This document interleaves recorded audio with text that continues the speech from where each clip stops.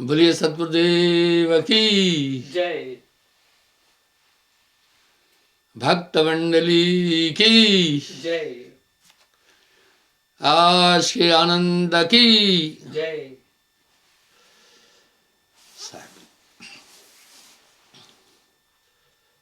कबीर कमाई आपकी, कबीर कमाई आपकी कभी न निष्फल जाए। 7 समुद्र आगे खड़े तो भी मिलिए धाय।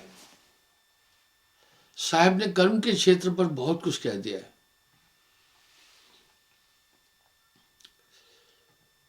पहले बना प्रारब्ध, पाछे बनी शरीर। आज इस पर थोड़ी बातचीत करते हैं।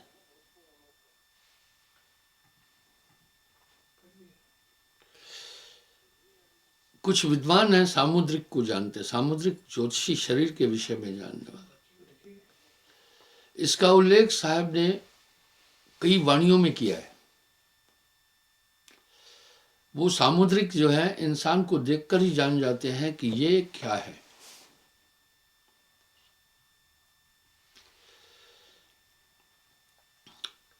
जीव जब माद गर्भ में स्थित होता है, अपने कर्मों की गठरी साथ लाता है, तभी तो साहब कह रहे हैं जन्म एक नहीं जन्म अनेका।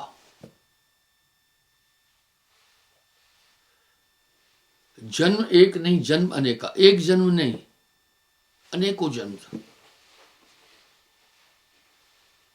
छूटे नहीं कर्म का लेखा। कर्म पर जबरदस्त साहब ने आइडियोलॉजी बोली है। कर्म गत तारे ना हिटरी,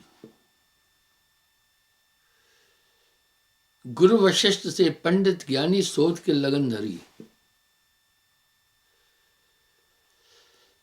सीता हरण मरण दशरथ को वन में विपत पड़ी। वाह! सामुद्रिक का ज्ञान वशिष्ठ मुनि से ज्यादा किसी के पास नहीं था। उन्होंने ही राम जी का मुहूर्त निकाला और ब्याह कराया था। पर उसके बाद में, ब्याह के बाद सब कुछ अनिष्ट ही हुआ। देखिएगा ना, राम जी को वनवास जाना पड़ा। राम जी के विषयों में राजा दशरथ व्यथित होकर प्राण त्याग दिए। अयोध्या में हाहाकार मच गई। अपन झूठी बात नहीं कर रहे हैं, पर साच कहो तो मारन धाई, झूठ कहा नहीं जाई संतो, झूठे जगपति आई। इस तरह से ये कर्म का लेखा खत्म नहीं होता है। आगे कह रहे हैं, नीच हाथ हरिचंद बिकाने, बलि पाताल धरी। रघुवंश के महान प्रतापी राजा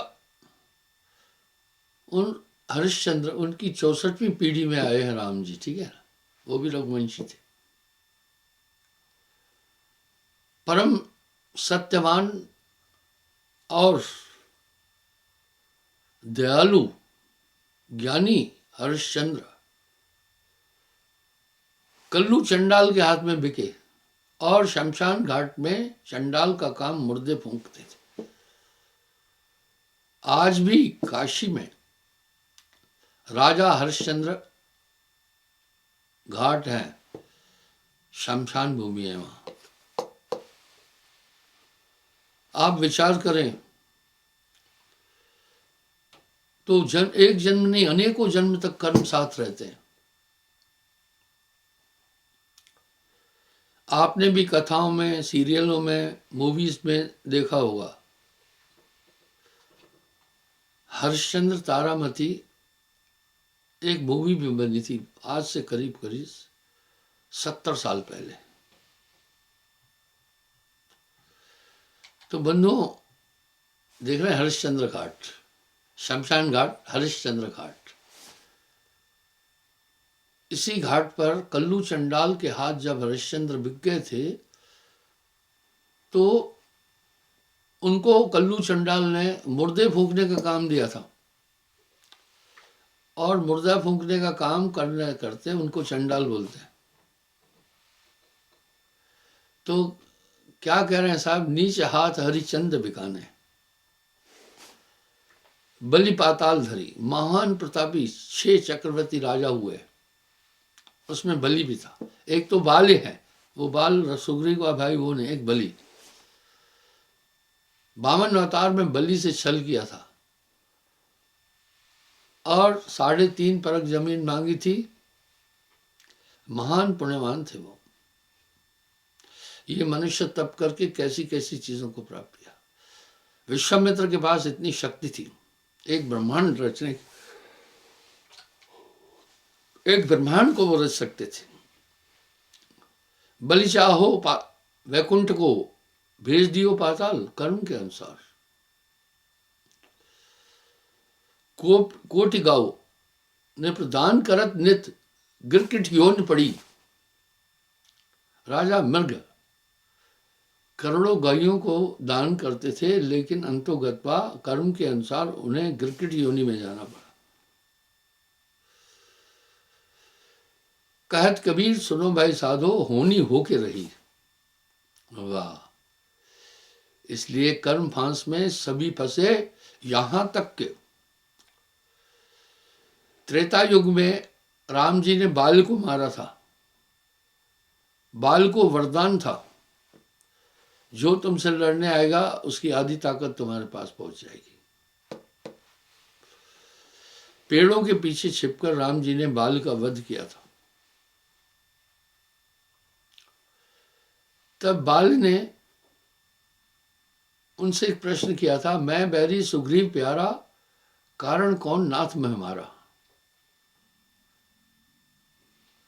राम जी ने तब उत्तर दिया था, अनुज वधु भगनी सुत नारी, कन्या समय है होत है चारी। इन्हें विलोकत कुदृष्ट जोई, तह वध किए कुछ पाप न होई। बोला अपनी पुत्री, छोटे भाई की बीबी, कन्या, छोटी बहन और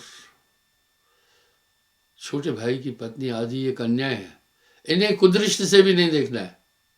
उनका वध करने से पाप नहीं होता है, इसलिए तुमने अपने छोटे भाई सुग्रीव की पत्नी का हरण किया है, इसलिए तुम्हें मारा। लेकिन है बाली, इसका बदला तुम मुझसे फिर लेना। द्वापर युग में मेरा कृष्णा अवतार होगा। आप सीरियलों में भी देख रहे होंगे, आज सीरियलों की बड़ी भरमार है, आप उसमें भी देख रहे होंगे। इस तरह नीच हाथ हरिचंद बिकाने, बलि पाताल धरी। वाह! कोटि गौ नृप दान करत नित, गिरकिट योन पड़ी। कहत कबीर सुनो भाई साधो, होनी होके रही। बोला तुम बदला लेना। वही वासुदेव कृष्ण की मृत्यु एक आदिवासी के बाण से भी वही अपराधी था, वही था बाल। इसका मतलब है हर आदमी को कर्म का फल भोगना पड़ता है। लेकिन आगे साहब एक बात कह रहे हैं, वो बड़ी अजब है। यहां मेरे कहने का अभिप्राय यह है कि बड़ी बड़ी धुरंधर शक्तियों को भी कर्म का फल भोगना पड़ा। ये कर्म भूमि है, इस संसार का विधान है, हर आदमी को कर्म का फल भोगना पड़ेगा। और कह रहे हैं पहले बनी प्रारब्ध, पाछे बनी शरीर। आइए आगे, पर आगे साहब क्या कह रहे हैं, कोटि कर्म पल में कटे, जब आवे सदगुरु ओठ। नाम की ताकत आने से वो पूरे कर्म कट जाते हैं, इसलिए कर्म सारणी बुद्धि उत्पन्न, फिर वो बुद्धि निर्मल हो जाती है। मैं सामुद्रिकी पर आपसे बात कर रहा था। कर्मों के चिन्ह जीवधारियों के शरीर में काल पुरुष ने बनाया है। इस जीव ने जैसे कर्म पूर्व जन्म में किए वैसे ही चिन्ह उसकी देह में बने हैं।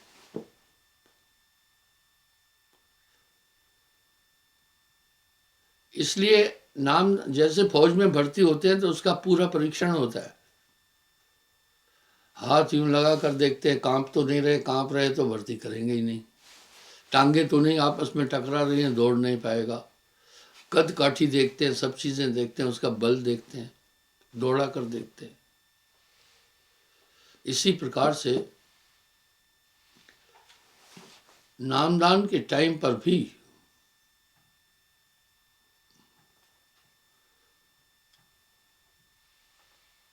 एक चीज होती है,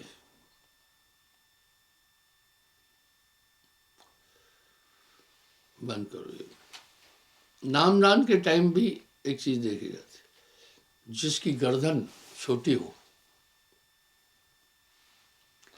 मस्तिष्क छोटा हो, उसको नाम नहीं देते। जिसकी आंख में काला तिल है, उसको नाम नहीं देते। और कई चिन्ह हैं। तो आगे साहब क्या कह रहे हैं? कोटि कर्म पल में कटे, जब आवे गुरु की ओट। वो सभी कर्म काट देता है सर, उस नाम की ताकत से। कर्मों के चिन्ह जीवधारियों के शरीर में काल पुरुष ने बनाया है। जीव ने जैसे कर्म पूर्व जन्म में किए, वो सभी चिन्ह लक्षित होते हैं शरीर पर। इसलिए उसकी देह से उसके सभी कर्मों को जाना जा सकता है।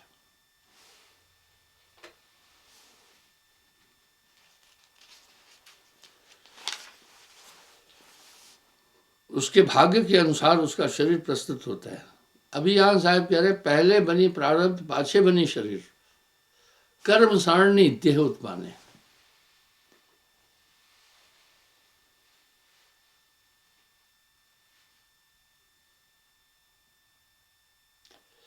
उसके भाग्य के अनुसार उसका शरीर प्रस्तुत होता है, तथा समस्त रंग डील डॉल पूर्व कर्म अनुसार ही होता है। जब वह माता के गर्भ से निकलता है, तब उसके पूर्व जन्म के कर्मों के चिन्ह उसके शरीर पर होते हैं।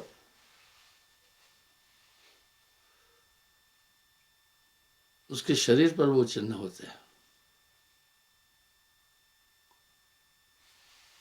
और 5 साल की उम्र होते ही स्पष्ट प्रकट होने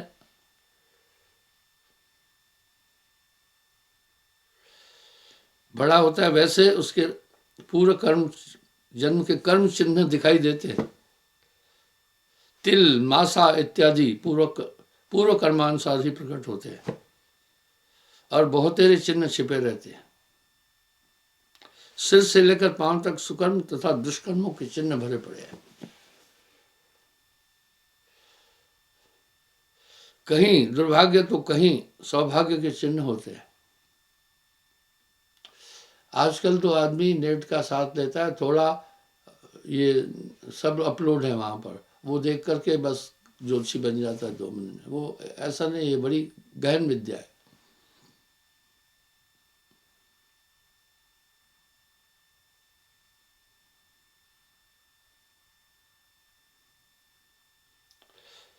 जो सामुद्रिकी यानी ज्योतिष विज्ञान जानते हैं, उनको ये बात मालूम होती है। और ये ज्योतिष विद्या जानना बहुत कठिन है।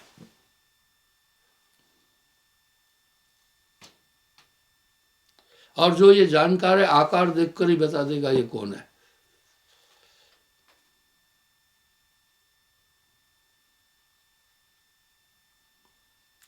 एक उदाहरण है, यूनान देश का महातत्व ज्ञानी सुकरात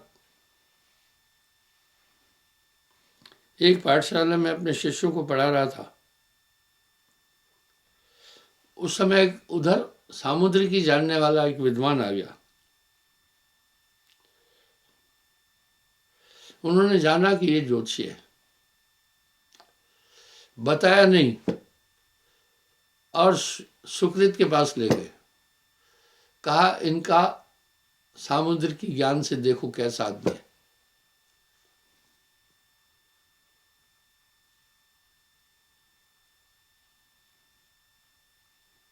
वो सामुद्रिकी ये नहीं जानता था कि ये सुकरात है, उसको नहीं पता था।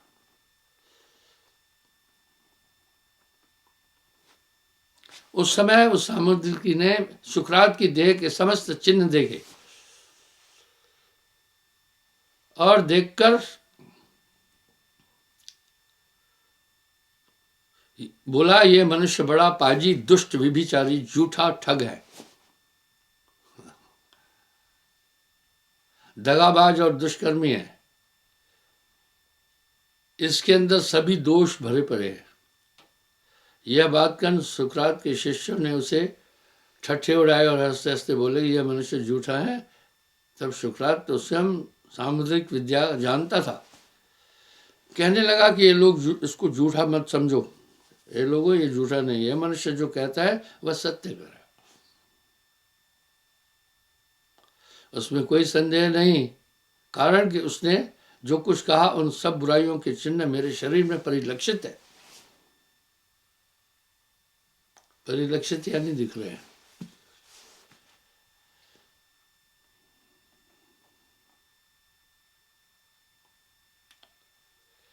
वैसा ही था, बोला मैं स्वभाव से वैसा ही था, परंतु मैंने अपनी विद्या और योग्यता के से अपने वासनाओं को भली प्रकार दमन किया है, अपने हृदय को दुष्कर्मों की ओर हिलने नहीं दिया, भली प्रकार दृढ़ कर लिया, जिससे तनिक भी हलचल न हो, ऐसी वासना दमन किया। वे मुर्दे की तरह हो गई है, परंतु ये चिन्ह जली हुई रस्सी की ऐंठन के समान हैं। कहा रस्सी जल जाती है लेकिन उसके बट नहीं जाते हैं। इसी तरह ये सामुद्रिकी ज्योतिषी अच्छा है, इन सब चीज़ों को मैं कंट्रोल कर लिया हूँ, लेकिन चिन्ह अभी भी मेरे शरीर में विद्यमान है।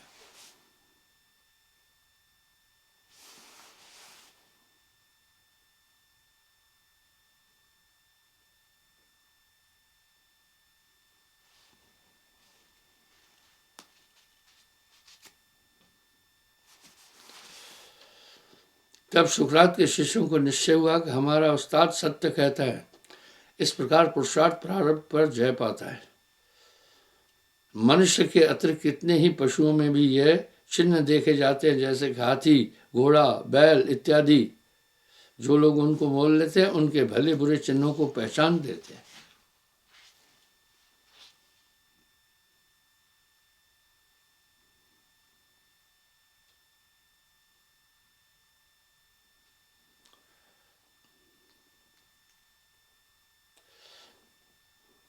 सुतरान लगभग 35 वर्ष के होते हैं जब मैं एक बस्ती चुनावगढ़ में जो काशी के समीप गया, वहाँ पर्वत पर जाके मैंने देखा, एक प्रकार का वृक्ष देखा। उस पेड़ की जड़ से लेकर टालियाँ परंत नागरी अक्षरों में राम राम लिखा था। वहाँ इस प्रकार के अनेक वृक्ष थे। समस्त वृक्षों की दशा यही दशा थी कि इसमें राम राम लिखा हुआ था। जब सर्व वृक्षों की यही दशा देखी तब भली भांति दृष्टि दौड़ाई, जड़ से ऊपर पर्यंत समान ही देख पड़ा।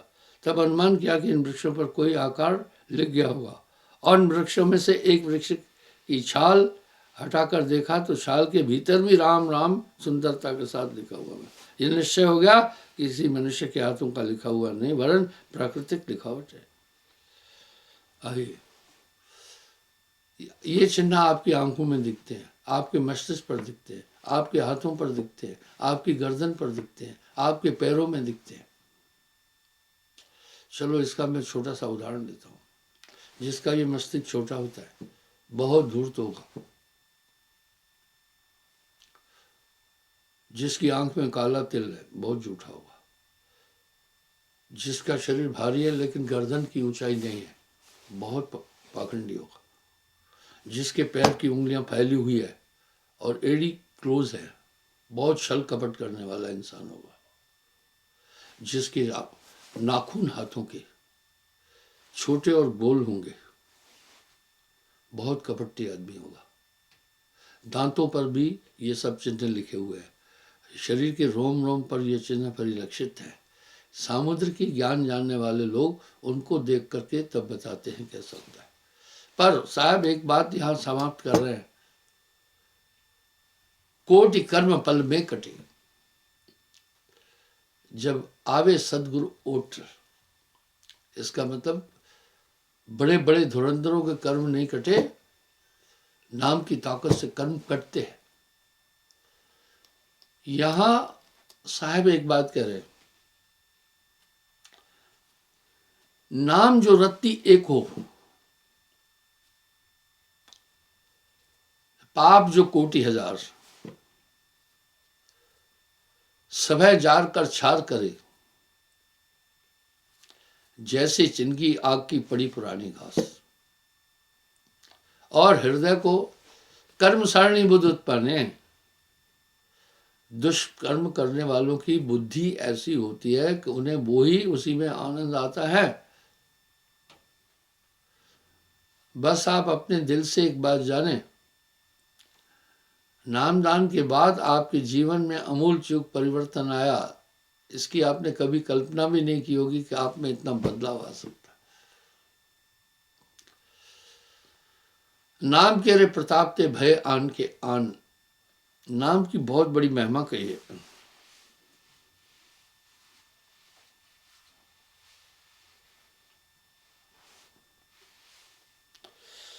इसी के अनुसार मनुष्य का जन्म होता है, देही मिलती है, बुद्धि बनती है, ये सब पूर्वोक्त कर्मों का खेल है। इसी के अनुसार आपके पास पुत्र आते हैं, पिछले कर्मों के अनुसार भार्या पत्नी मिलती है, रिश्ते नाते बनते हैं। जिन्होंने आपसे बदला लेना है वो आपके नियर आकर के बदला लेते हैं।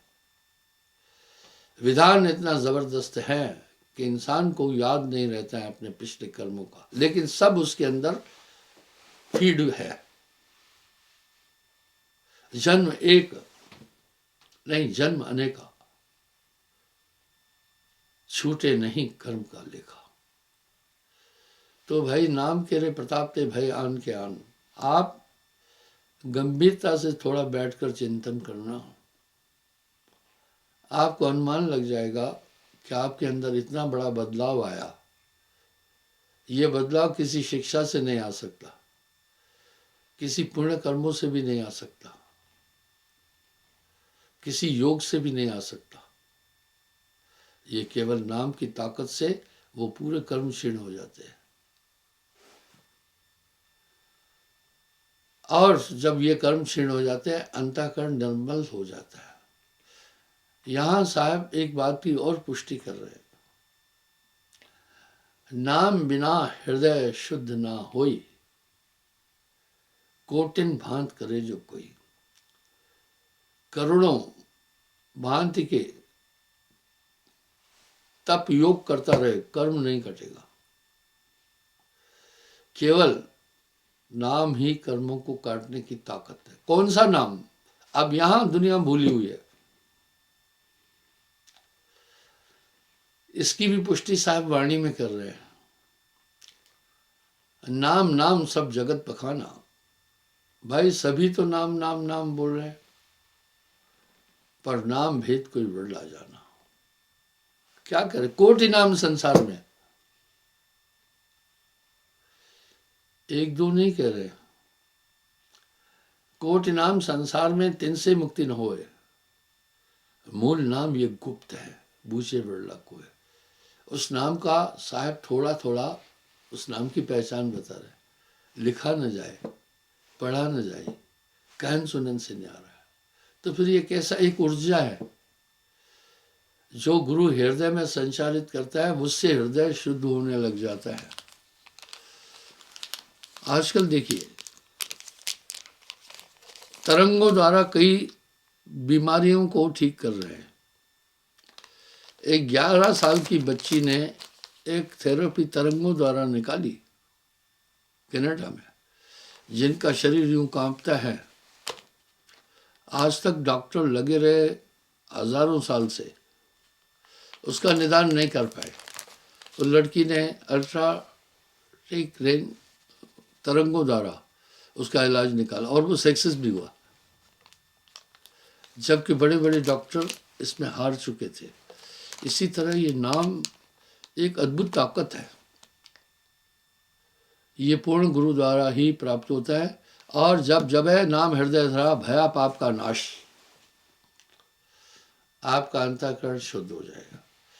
आप अपने दिल से जानिए मेरे दिल की बात, आप खुद देख लो। काग पलट हंसा कर दीना, ऐसा नाम सदगुरु में दीना।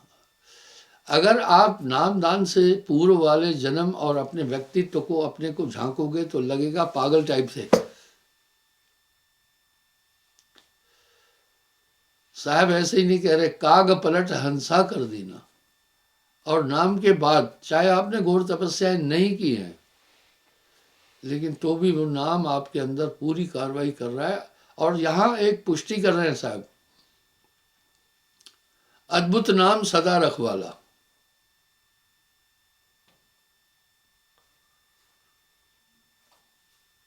वो नाम आपको हमेशा सुरक्षा देगा।